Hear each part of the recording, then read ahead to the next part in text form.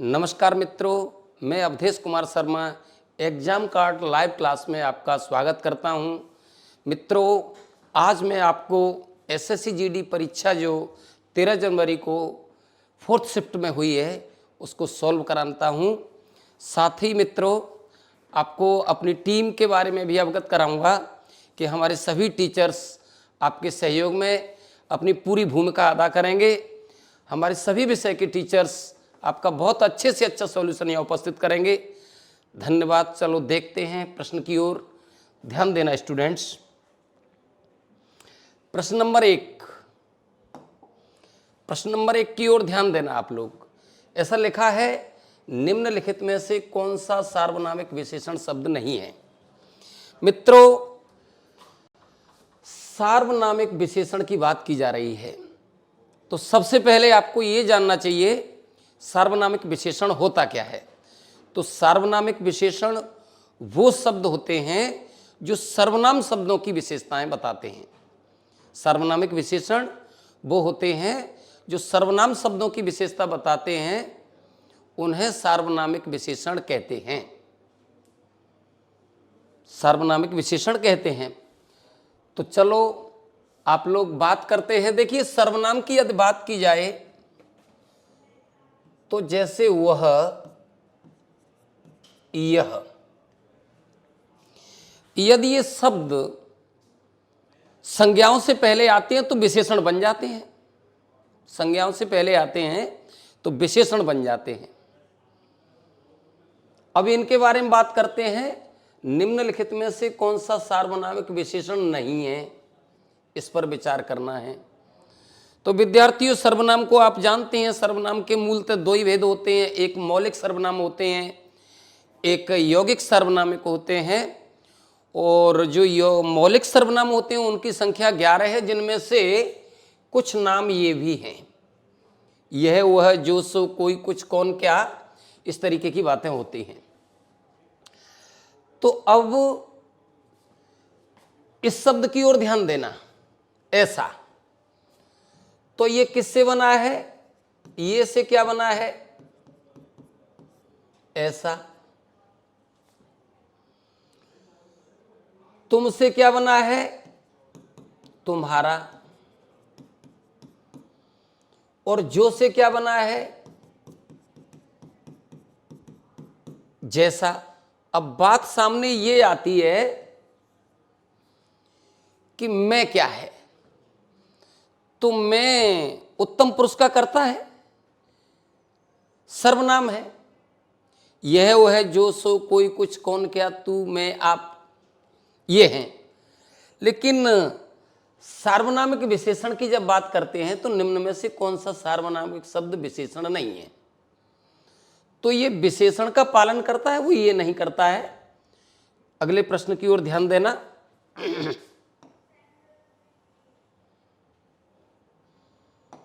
ऐसा लिखा हुआ है, निम्नलिखित वाक्य में रेखांकित अंश के स्थान पर सबसे उपयुक्त विकल्प निम्न में से कौन सा होगा। अब रेखांकित की बात की जा रही है तो रेखांकित है, शत्रु मैदान से दौड़ खड़ा हुआ। अब रेखांकित के स्थान पर उपयुक्त विकल्प देखना है तो आपको क्या देखना है? दौड़। अब दौड़ने का देखिए, एक प्रश्न है उठना, ये क्रिया है। निकल, ये क्रिया है। और खाना, ये क्रिया है। और भागना भी एक क्रिया है। तो दौड़ने का अर्थ भागना होता है। इसलिए हम ये कह सकते हैं कि दिए गए प्रश्न में जो रेखांकित अंश दिया हुआ है, ये वाला, इसके लिए यहां सेंटेंस में जो रेखांकित किया गया था दौड़, इसका सही उत्तर क्या होगा? दौड़ का जो समान भाव लेकर के आया है वो भाग है। इसीलिए प्रश्न का उत्तर क्या होगा? ये होगा। अगले प्रश्न की ओर ध्यान देना।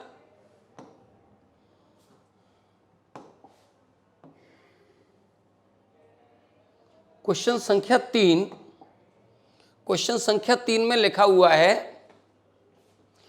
निम्नलिखित विकल्पों में से कौन सा एक वाक्य संयोजक क्रिया का विशेषण से संबंध रखता है। संयोजक क्रिया विशेषण, विद्यार्थियों इसमें क्या मांगा है, संयोजक क्रिया विशेषण, यानी संयोजक का अर्थ क्या है, जोड़ना। संयोजक का अर्थ जोड़ना, और बात किसकी हो रही है, क्रिया विशेषण की। अब प्रश्न ये आता है भाई कि सबसे पहले तो हमें यह जानना चाहिए कि क्रिया विशेषण क्या होता है। तो क्रिया विशेषण का मतलब है वे शब्द जो क्रियाओं की विशेषता बताते हैं। क्रियाओं की विशेषता बताने वाले शब्दों को क्रिया विशेषण कहते हैं। अब हमें सेंटेंस पर ध्यान देना है कि आखिर कौन सा है। मैं जाग रहा हूं, एक क्रिया हो रही है, जाग रहा हूं, लेकिन यहां क्रिया की दशा कौन सी है, जागना। सामान्य अवस्था है, विशेषण की तो कोई कंडीशन सामने आई नहीं है। दूसरा है वे लेटे हुए थे, क्रिया तो लेटने की यहां भी हो रही है, लेकिन लेटने में ये विशेषण के लिए कोई बात ही नहीं है सामने आई है, क्रिया की विशेषता की कोई बात सामने नहीं आई। वह सो रहा था, एक क्रिया यहां भी हो रही है सोने की, लेकिन विशेषण की बात कोई सामने नहीं आ रही है, इसलिए ये तीनों विकल्प उत्तर नहीं होंगे। अब यहां देखते हैं कि आप जहां आप पढ़ेंगे वहां मैं भी पढ़ूंगा। अब बात कर रहा था ये संयोजक की, विद्यार्थियों संयोजक की ये बात कर रहा था, तो संयोजक का अर्थ जोड़ना है, तो जहां आपको पढ़ना है वहां मुझे भी पढ़ना है, तो आपके पढ़ने से इसको जोड़ा गया है, अतः विकल्प का उत्तर क्या होगा, ये होगा। चलो आगे ध्यान देना अगले प्रश्न की ओर।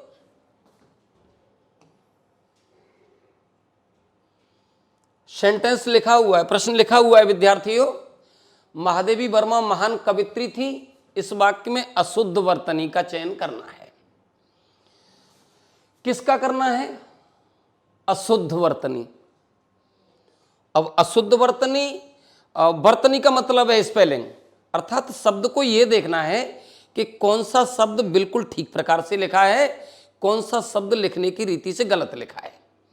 चलो तो मैं अभी यहां पर कुछ बात करता हूं आपसे। देखिए महादेवी की बात करें तो महादेवी ऐसे लिखा जाएगा, बिल्कुल करेक्ट लिखा है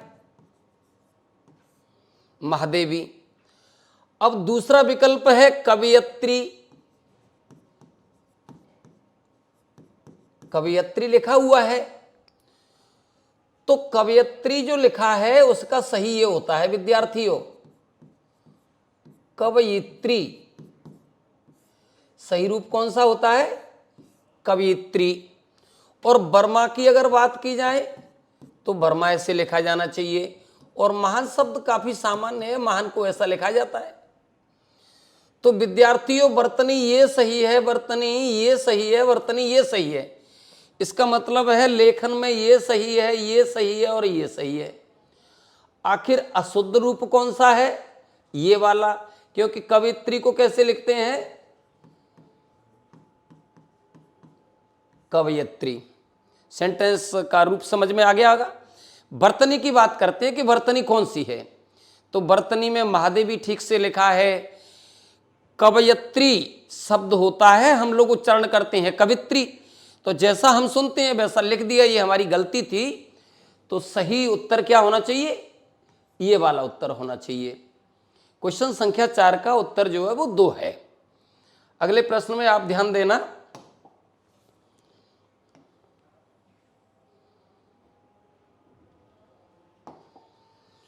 क्वेश्चन संख्या 5 में लिखा हुआ है, जिसका जन्म बाद में हुआ वो वाक्यांश के लिए उपयुक्त शब्द क्या होगा।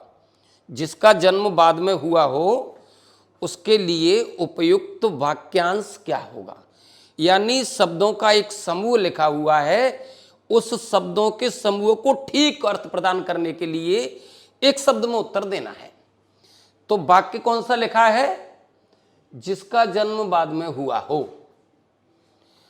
अब विद्यार्थियों बाद में देखिए पहले अगर किसी का जन्म हुआ, अगर किसी का जन्म पहले हुआ उसको क्या कहते हैं? अग्रज। और बाद में हुआ हो उसको क्या कहते हैं? अनुज। और ज्येष्ठ शब्द का अर्थ क्या है विद्यार्थियों? ज्येष्ठ का अर्थ बड़ा है, और बड़ा जिसका जन्म पहले होगा वो बड़ा होगा। और अग्रजा का मतलब है अग्रजा, यानी जिसका आगे जन्म हुआ हो। अब आगे का अर्थ तो पहले से लगता है, आगे का अर्थ क्या है? पहले से। अब सेंटेंस में क्या पूछा है जरा ये देखिए, जिसका जन्म बाद में हुआ हो, ये पूछा गया है सेंटेंस में। तो बाद में जन्म होने की बात करते हैं तो अग्रज का मतलब आगे होने वाला, ज्येष्ठ का अर्थ बड़ा होने वाला, अग्रजा का मतलब जिसका आगे जन्म हुआ हो। लेकिन अनुज शब्द एक ऐसा शब्द है जो आपसे ये कहता है कि बाद में जन्म हुआ हो, ये कहता है। प्रश्न में ये पूछा था, तो हम कह सकते हैं कि जिसका जन्म बाद में हुआ हो उसके लिए एक शब्द में यदि उत्तर देना हो तो उत्तर क्या होगा? अनुज होगा। क्वेश्चन संख्या 5 का विकल्प नंबर 1 उत्तर है। आगे अगले प्रश्न की ओर ध्यान देना।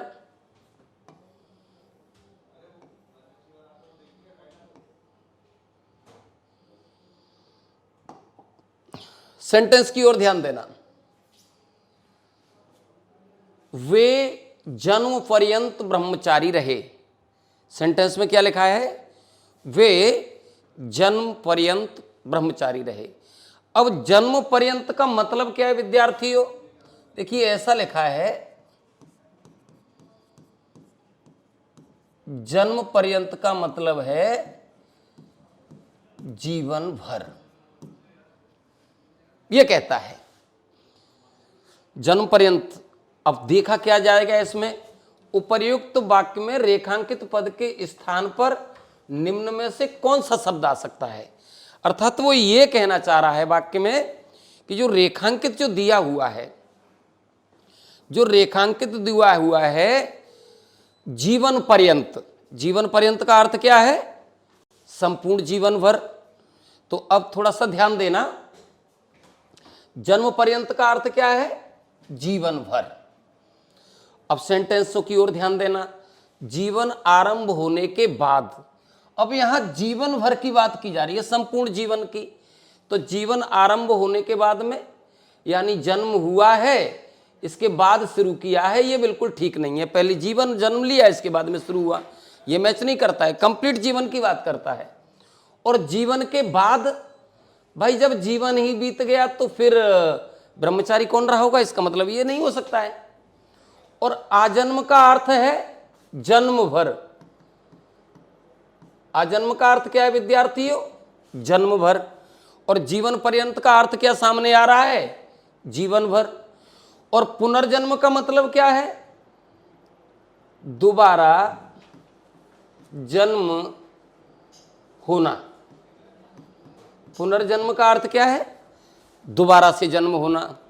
अब जरा देखिए सेंटेंस की ओर कि जन्म पर्यंत का मतलब क्या है?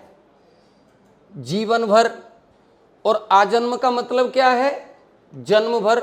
जन्म जीवन दोनों एक ही रूप में आते हैं। विकल्प का उचित उत्तर क्या होगा?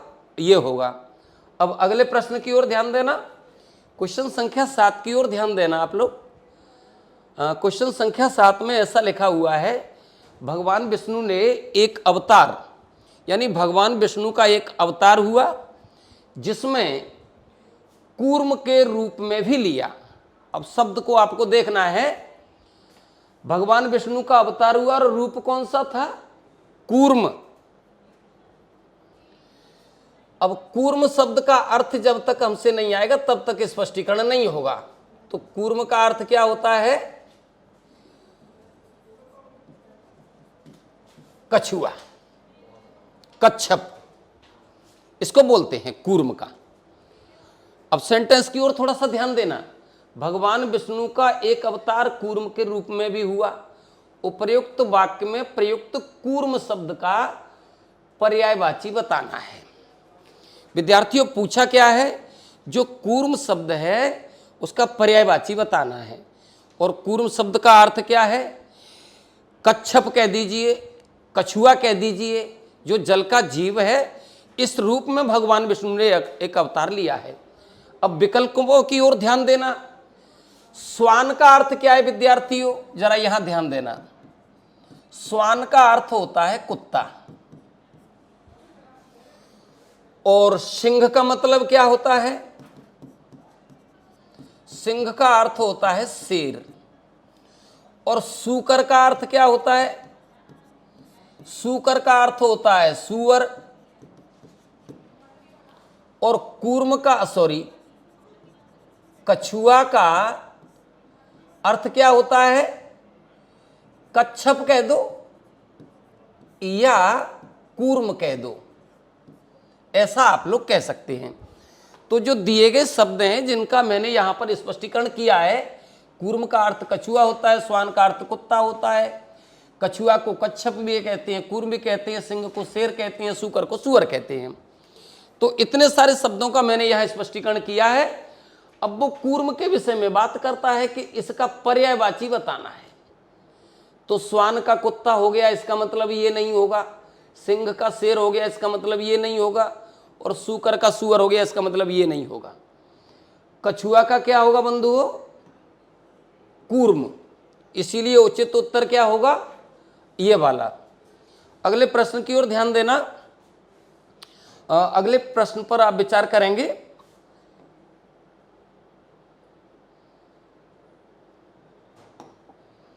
क्वेश्चन संख्या 8 लिखा हुआ है, निम्नलिखित वाक्य का शुद्ध रूप बताना है। निम्नलिखित वाक्य का शुद्ध रूप बताना है।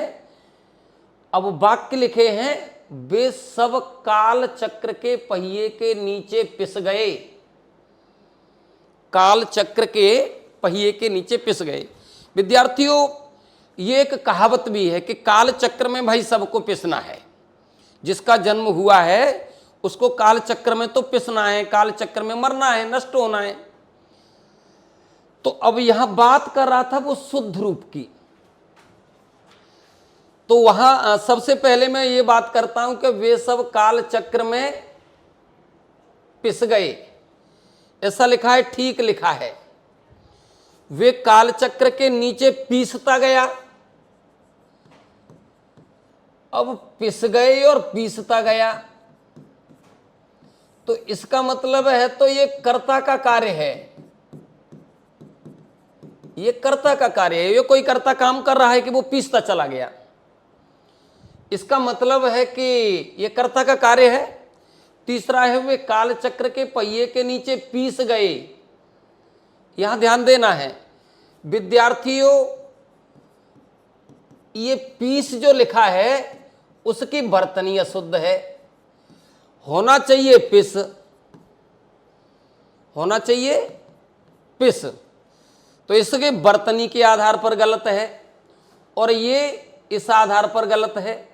वे सब काल चक्र के पहिए के नीचे पेसे गए। ये इस क्रिया से, जो पेसे जो शब्द दिया है उसका क्रिया से संबंध है ही नहीं। ये कोई क्रिया नहीं है विद्यार्थियों। इसका मतलब है उत्तर ये नहीं हो सकता, ये नहीं हो सकता, ये नहीं हो सकता। सेंटेंस में यहां जो दिया है पिस गए, इसके लिए जो करेक्ट आंसर है वो पिस शब्द आएगा। अतः हम कह सकते हैं कि क्वेश्चन नंबर 8 का जो उचित उत्तर है वो प्रश्न नंबर जो विकल्प है वो 1 होगा। अगले प्रश्न की ओर ध्यान देना।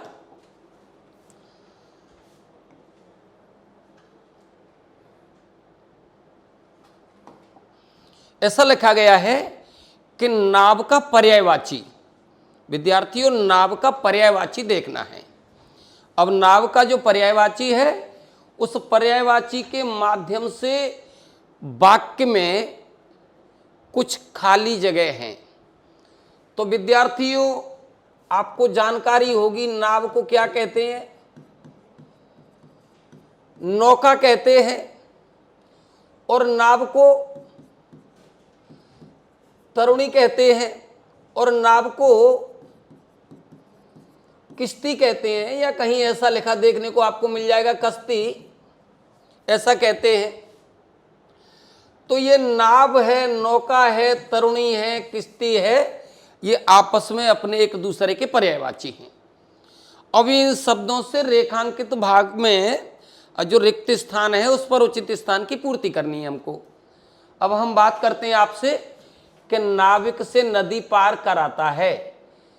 विद्यार्थियों, रैन शब्द की अगर बात करें तो रैन शब्द का अर्थ रात होता है, और यहां कश्ती लिखा हुआ है, इस शब्द का अर्थ होता है नाव। और रेत जो शब्द है वो एक पदार्थ है, वो एक पदार्थ है जिसको धूल, मिट्टी, रेत जैसा नाम दे सकते हैं। और तर शब्द की जो बात करते हैं वो पेड़ का या पादप का पर्यायवाची होगा। अब हमें विचार करना था कि नाविक से नदी पार करता है, तो विद्यार्थियों रात्रि से पार क्या करेगा? पदार्थ से पार नहीं कर सकता है, पेड़ से पार नहीं कर सकता है, करना पड़ेगा इसी से। इसीलिए उचित स्थान पर कौन सा विकल्प आएगा? कश्ती। इस प्रश्न की ओर हमें ध्यान देना है। आगे थोड़ा सा और ध्यान देना अगले प्रश्न की ओर। आगे देखते हैं।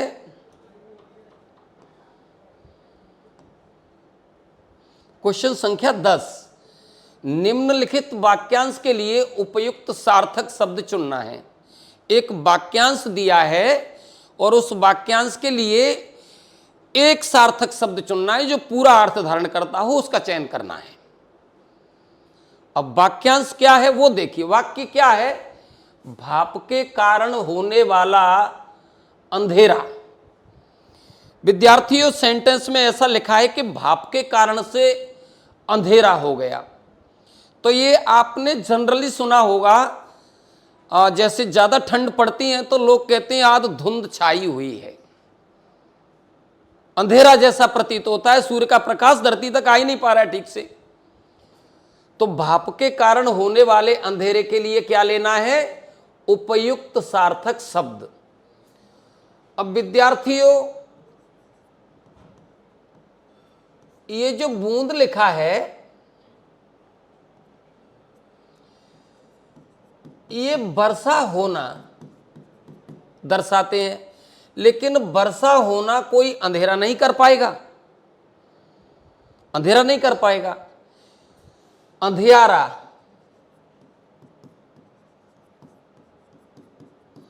अगला विकल्प क्या है? भाप के कारण होने वाला अंधेरा या अंधियारा।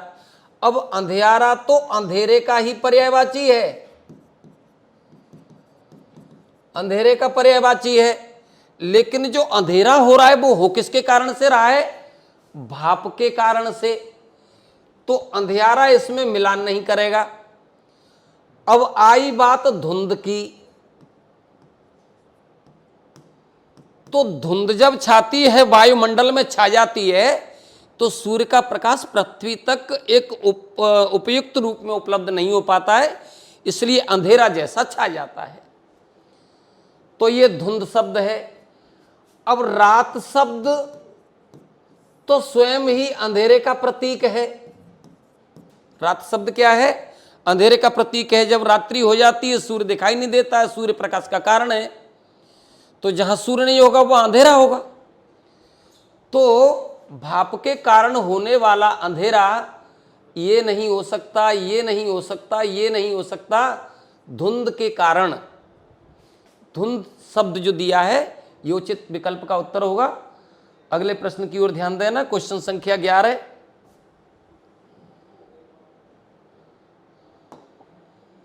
क्वेश्चन संख्या 11 में लिखा हुआ है, निम्नलिखित वाक्य में रेखांकित शब्द के सही विलोम से। क्या पूछा गया है विद्यार्थियों? सही विलोम से दिए गए वाक्य के रिक्त स्थान की पूर्ति कीजिए। अब सेंटेंस को आपको देखना है, सेंटेंस में क्या लिखा है। उसका रवैया ढुलमुल नहीं है। विद्यार्थियों, एक शब्द है ढुलमुल। ढुलमुल शब्द का अर्थ लचीला है। ढुलमुल शब्द का अर्थ क्या है? लचीला।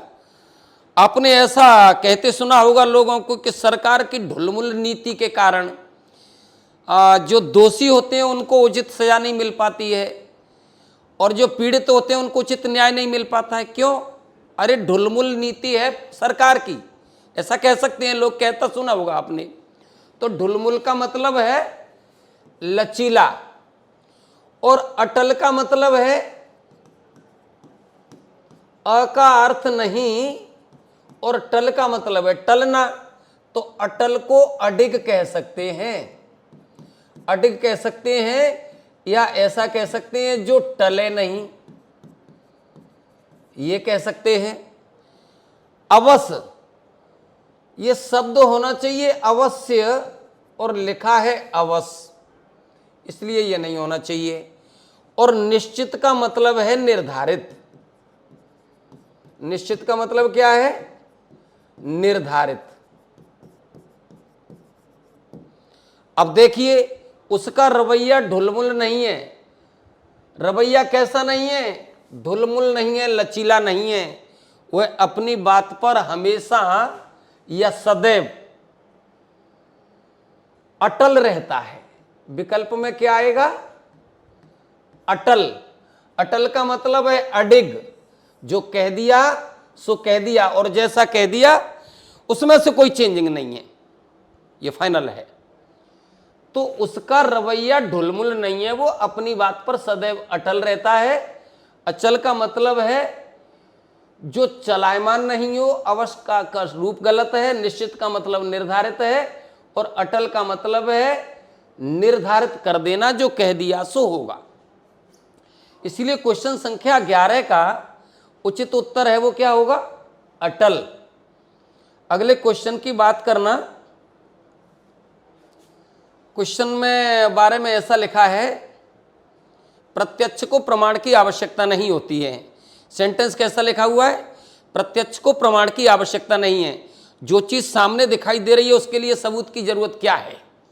सेंटेंस ऐसा कहना चाह रहा है कि जैसे मान लो मेरे सामने विद्यार्थी बैठे हुए हैं। अब मेरे सामने विद्यार्थी बैठे हैं तो मुझे यह कहने की जरूरत थोड़ी है कि मेरे सामने विद्यार्थी हैं, ये तो सामने दिखाई दे रहा है कि मेरे सामने विद्यार्थी बैठे हुए हैं। तो प्रत्यक्ष को प्रमाण की आवश्यकता नहीं है। उपर्युक्त वाक्य में रेखांकित शब्द के विलोम शब्द का चयन कीजिए। अब रेखांकित कहां है विद्यार्थियों? प्रत्यक्ष। रेखांकित कहां है?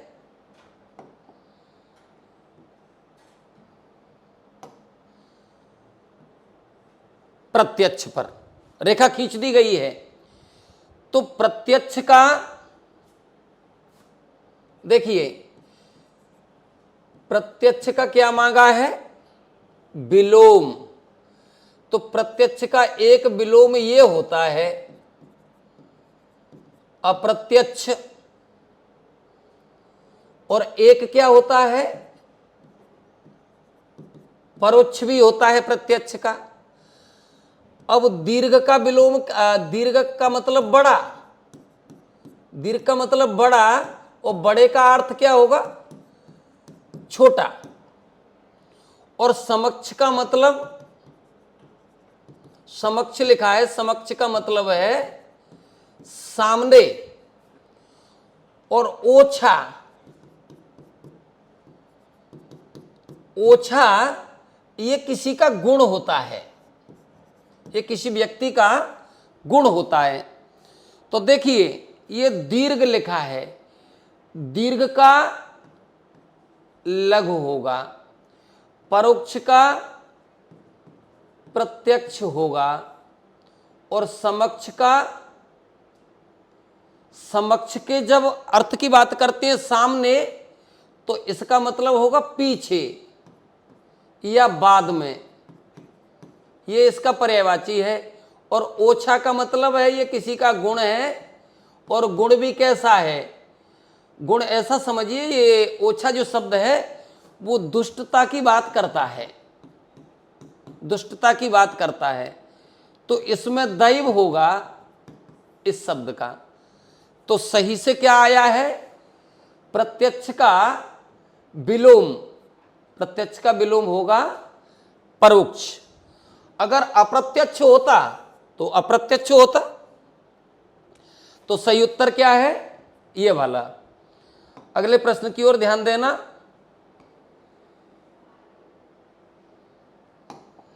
घोड़े बेच करके सोना, एक मुहावरा लिखा है, घोड़े बेच करके सोना, ऐसा लिखा है, घोड़े बेच कर सोना।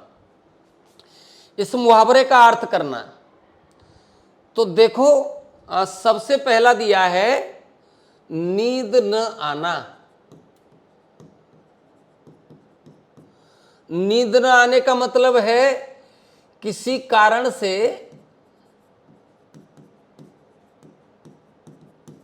बेचैन। अगर किसी कारण से बेचैन होंगे तो नींद नहीं आएगी। और गहरी नींद में सोना,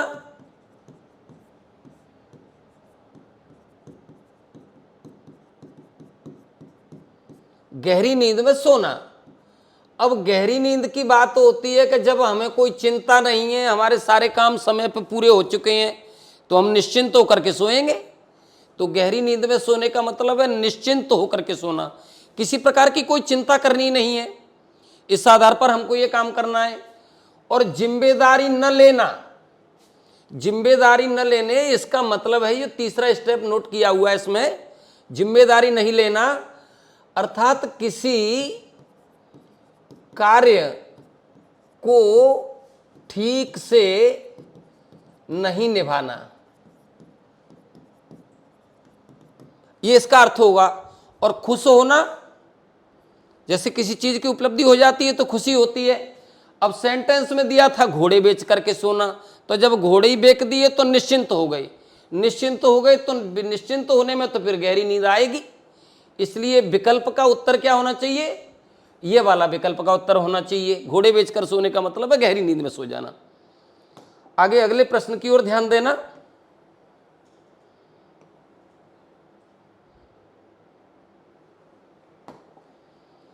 क्वेश्चन संख्या 14, नीचे दिए शब्द के उचित वाक्यांश के लिए दिए गए विकल्पों में से चुनिए।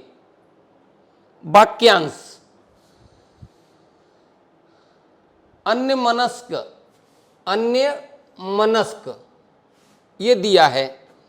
अब अन्य मनस्क का मतलब है, ऐसा समझिए, जिसका मन किसी और में लगा हो। अन्य मनस्क का मतलब क्या है? जिसका मन किसी दूसरी जगह लगा हो, किसी और में मन लग गया हो, यह अन्य मनस्क का अर्थ है कायदे से। अब हमको विकल्प पर निर्धारित करना है, किसी और स्थान पर। अब यहां पर बात हो रही है मन की, और यहां पर मन से कोई लिंक नहीं दिखाया गया है, तो भाई ये तो उत्तर होगा नहीं। अब जो पहले नहीं हुआ हो, जो पहले नहीं हुआ हो, वो अन्य मनस्क के लिए निर्धारित नहीं हो सकता, इसलिए ये उत्तर नहीं होगा। जो पहले हुआ होता है उसको अग्रज कहते हैं, और जो बाद में होता है उसको अनुज कहते हैं। तो जो पहले कहीं कभी नहीं हुआ हो, इसके लिए अन्य मनस्क का कोई लिंक नहीं है। और जो नया नहीं हो, नए का अर्थ नवीन है, तो जो नया नहीं हो उसको क्या कहते हैं? प्राचीन, पुराना। अब सेंटेंस पूछा गया है इसका कि अन्य मनस्क, अन्य मनस्क का अर्थ मैंने यहां स्पष्ट कर दिया कि जिसका मन किसी और में लगा हो। अब सेंटेंस में लिखा है जिसका मन किसी दूसरी ओर लग गया हो उसको अन्य मनस्क कहते हैं। तो विकल्प का उत्तर क्या होगा?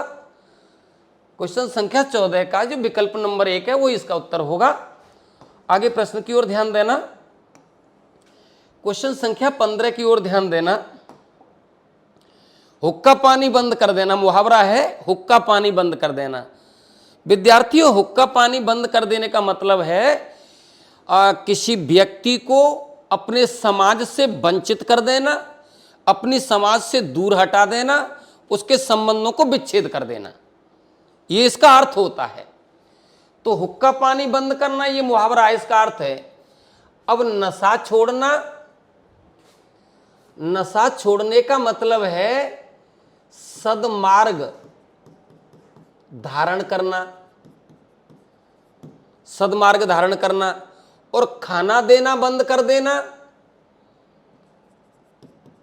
खाना देना बंद करना, इसका मतलब है नष्ट करने का प्रयास। इसका मतलब है नष्ट करने का प्रयास। अब जाति से बहिष्कृत कर देना, अभी मैं बात कर रहा था कि हुक्का पानी बंद कर देना, किसी को अपनी जाति से आउट कर देना, किसी को समाज से निष्कासित कर देना, इसके संबंधों को बंद कर देना। तो जाति से बहिष्कार कर देने का मतलब है हुक्का पानी तो बंद कर ही दिया। अब यहां आता है नशा करना।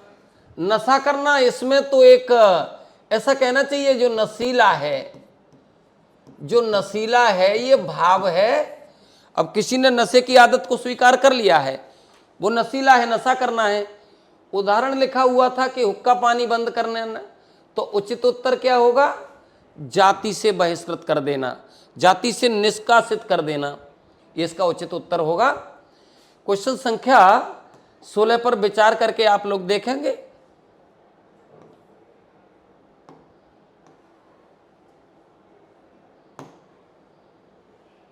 प्रश्न 1 से 5 तक उत्तर निम्नांकित गद्यावतरण के आधार पर दिए गए हैं। अब यहां पर एक गद्यांश लिखा हुआ है विद्यार्थियों, एक गद्यांश लिखा हुआ है। गद्यांश में बीच बीच में कुछ रिक्त स्थानों को देखा मिलेगा आपको, बीच बीच में कुछ खाली स्थान है। अब उन खाली स्थानों की उचित शब्दों के माध्यम से पूर्ति करनी है आपको, और उचित शब्द भरकर इस गद्यांश को सार्थक बनाना है, जिससे ये पूर्ण अर्थ प्रदान करने लगे। इस प्रकार थोड़ा सा अपना विचार करेंगे। क्वेश्चन नंबर 16 की ओर ध्यान देना। ऐसा लिखा है कि निम्न विकल्पों में से प्रति उपसर्ग वाले, क्या पूछा है? प्रति उपसर्ग वाले सर्वाधिक उपयुक्त शब्द का चयन करके रिक्त स्थान की पूर्ति करनी है। तो हमको ध्यान किस पर करना है?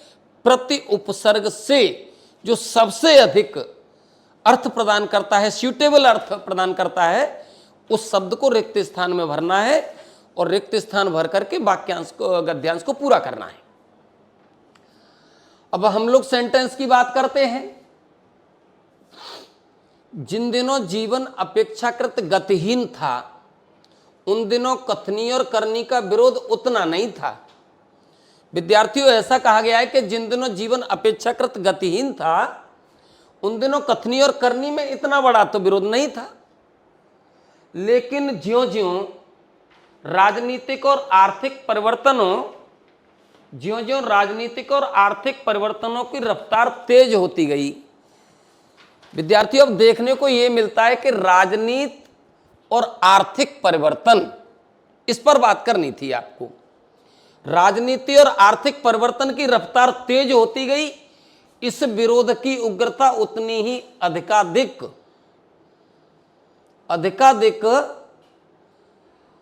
रिक्त स्थान होती चली गई। यानी वो ऐसा कहना चाह रहा है कि राजनीति में परिवर्तन हुआ और आर्थिक परिवर्तन हुआ, तो कथनी और करनी के विरोध का उतना ही रफ्तार तेज होती चली गई। ये बात सामने आती है। अब यहां पर अधिकाधिक रिक्त स्थान में सेंटेंस को भरना है। तो देखिए,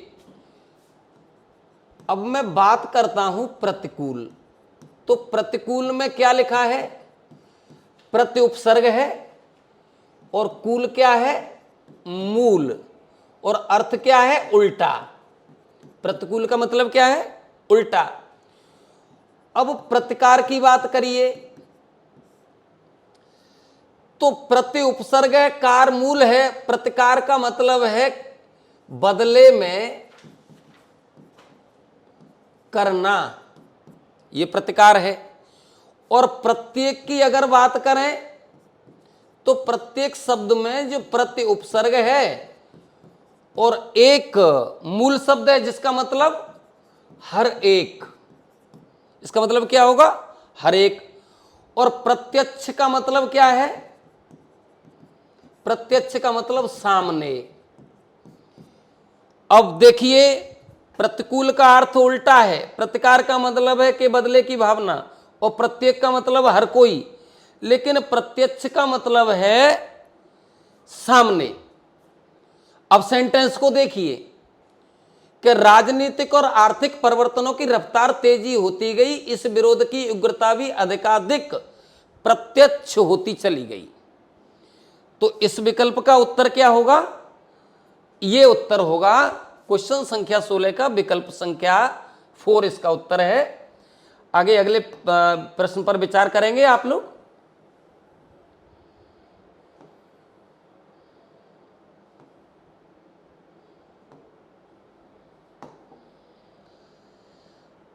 आपको यहां से बात करनी है।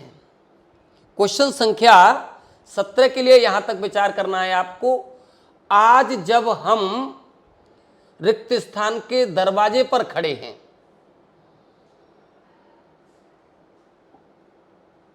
आज जब हम के दरवाजे पर खड़े हैं, तब हमें अपने इस आंतरिक विरोध का शमन करना ही पड़ेगा।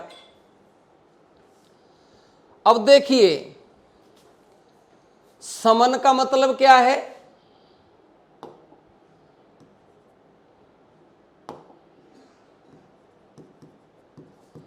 शमन का मतलब है नाश। और अंधा युग यहां क्या है? अंधा युग, जिसमें न्याय नहीं हो। अंधा युग का मतलब जिसमें न्याय नहीं हो। और अणुयुग, अणुयुग का मतलब है भौतिक संसार। भौतिक संसार कह दो या वैज्ञानिक जीवन, ये कह सकते हैं। और मध्य युग, जरा शब्द की ओर ध्यान देना। मध्य युग भी कोई शब्द है क्या भाई? इसका मतलब तो कोई है ही नहीं। तो अब बात करते हैं, आज हम जब भौतिक संसार में प्रवेश कर रहे हैं या वैज्ञानिक जीवन में प्रवेश कर रहे हैं या वैज्ञानिक जीवन का समय बिता रहे हैं, तो इसके लिए अणुयुग वाली जो कंडीशन है,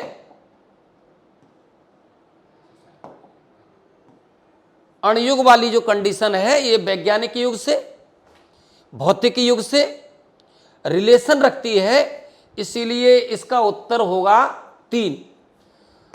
इस गद्यांश में अगले प्रश्न की ओर ध्यान देंगे आप लोग। क्वेश्चन संख्या 18, अन्यथा सर्वनाश अवश्यंभावी है। मानव मन की अतल गहराई में हम यदि झांक कर देखें तो वहां आज भी रिक्त स्थान की दमित वासनाएं केंचुली मारे बैठी हुई हैं। सेंटेंस की ओर ध्यान देना विद्यार्थियों। गुफाओं में निवास करने वाले प्रागैतिहासिक मानव, गुफाओं में निवास करने वाले प्रागैतिहासिक मानव वाक्यांश के लिए प्रयुक्त होने वाले एक शब्द से रिक्त स्थान की पूर्ति करनी है। विद्यार्थियों, उत्तर कहां से देना है? यहां से। जो लोग गुफाओं में निवास करने वाले लोग हैं, प्रागैतिहासिक मानव थे, वहां से देने हैं। थोड़ा ध्यान देना, ये लिखा है गूढ़ मानव, एक विकल्प लिखा है गूढ़ मानव, एक लिखा है गुहा मानव, और एक गैरिक मानव। एक क्या लिखा है?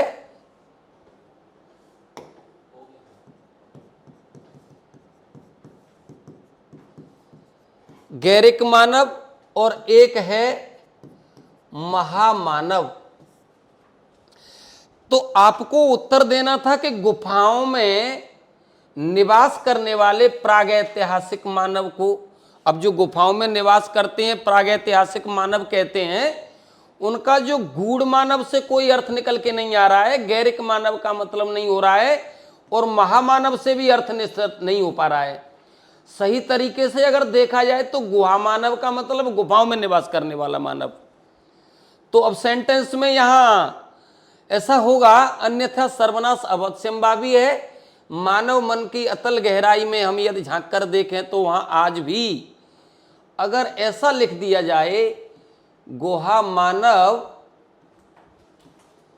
की दमित वासनाएं केंचली मार करके बैठी हैं, उसकी जैसी वासनाएं थीं, उसके मन के विचार थे गुफाओं में निवास करने वाले व्यक्ति की, वो उसकी इच्छाओं का दमन वहीं होता चला जा रहा है।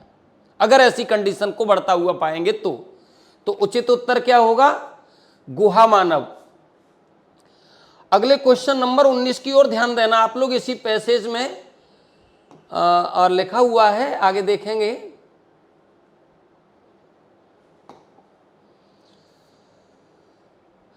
वाणी उसकी कितनी ही सांस्कारिक क्यों ना हो गई हो, पर रिक्त स्थान में मैल के परत और भी मोटे होते गए। अब यहां ध्यान देना है, निम्नलिखित विकल्पों में से उपयुक्त शब्द चुन करके रिक्त स्थान की पूर्ति करनी है। अब व्यक्ति के थोड़ा सा आगे बढ़ाना था सेंटेंस को, वाणी उसकी कितनी भी सांस्कारिक क्यों नहीं हो। विद्यार्थियों, बहुत सुंदर शब्द लिखा है, सांस्कारिक। सांस्कारिक का मतलब क्या है? संस्कारवान। संस्कारवान होनी चाहिए, उसकी वाणी में ऐसा गुण हो जो नवीन संस्करणों का प्रदर्शन करती हो, नई संरचना का प्रदर्शन करती हो, संस्कारिक वाणी हो। तो अभी इस सेंटेंस की ओर थोड़ा सा ध्यान देना।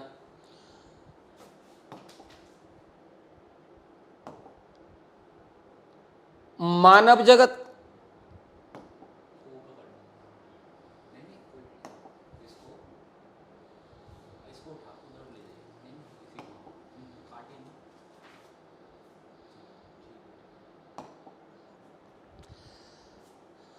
मानव जगत, बाह्य जगत, अंतर जगत और पशु जगत।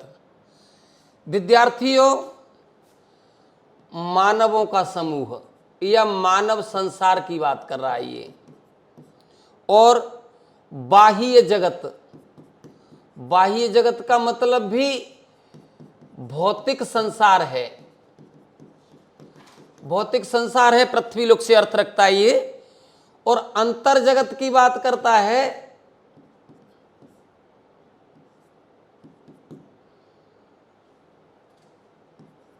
अंतर जगत की। तो अंतर जगत का मतलब है इस संसार से अलग होकर के। और पशुओं का जगत यानी पशु संसार, पशु संसार की बात करता है। अब यहां पर जो विकल्प दिया था कि दमित वासनाएं केंचली मार करके बैठी है, कितनी सांस्कारिक क्यों नहीं हो गई हो, पर मैल के परत और भी मोटे होते चले गए। अर्थात अंतर जगत में जो मैल के परत हैं, वाणी उसकी कितनी भी सांस्कारिक क्यों नहीं हो गई हो, पर अंतर जगत में मैल के परत और भी मोटे होते चले गए। उचित विकल्प का उत्तर क्या होगा? अंतर जगत। अगले क्वेश्चन 20 की ओर ध्यान देंगे आप लोग। अंतिम दिया है, निम्नलिखित विकल्पों में से मौका शब्द का पर्यायवाची द्वारा। विद्यार्थियों, सीधा सा पूछा है, मौका का मतलब क्या है? अवसर। मौका का मतलब अवसर है, या ऐसा कहना चाहिए समय पाकर, ऐसा कह सकते हैं। तो ऐसा लिखा है, हमारा नेतृत्व और श्रेष्ठता बेझिझक स्वीकार करे, यह खतरे की स्थिति में है और यह खतरा बाहर नहीं हमारे भीतर बैठा है। किसकी ताक में है? विद्यार्थियों, ये अवसर की ताक में है। इसको मौके की आवश्यकता है, इसको अवसर की आवश्यकता है, इसको समय की आवश्यकता है। तो अवसर की आवश्यकता है इसको, ये अवसर की ताक में बैठा है और ये खतरा बाहर नहीं हमारे भीतर है। सहायता की आवश्यकता नहीं है, सारांश की नहीं है, इसलिए क्वेश्चन संख्या 20 का जो उचित उत्तर है वो अवसर होगा। इस प्रकार विद्यार्थियों, मैंने इन 20 प्रश्नों का आपके बीच में बहुत अच्छा विकल्पों का माध्यम से स्पष्टीकरण करके इसको निर्धारण किया है। थैंक यू स्टूडेंट, फिर मिलूंगा मैं अगले पेपर्स के लिए आपको, तब तक के लिए धन्यवाद। अग्रवाल एग्जाम कार्ड की हमारी एक जो पुस्तक है, ये एसएससी जीडी की जो परीक्षा से संबंधित प्रकार की जो पुस्तक है, इसकी विशेषताओं पर मैं आपको वर्णन करता हूँ विद्यार्थियों।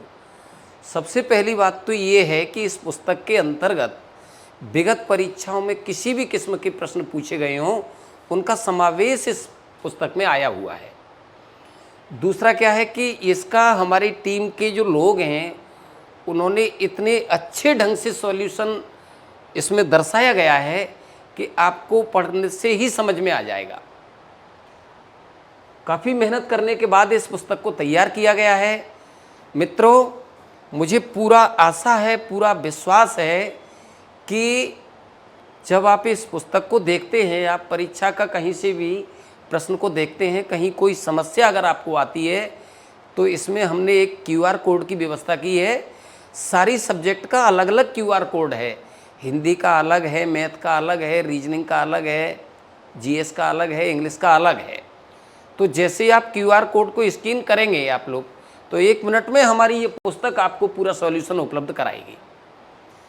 तो साथियों, मैं ऐसा कहना चाहूँगा इस पुस्तक के विषय में कि आपकी तैयारी के लिए, आपके जीवन को एक अच्छा आयाम प्रदान करने के लिए हमारे टीचर्स बंधुओं ने इस पुस्तक को जो तैयार किया है, उसमें अथक श्रम किया है, वो आपके जीवन को एक सार्थक सिद्ध होगी, आपको अच्छी सफलता दिलानी होगी।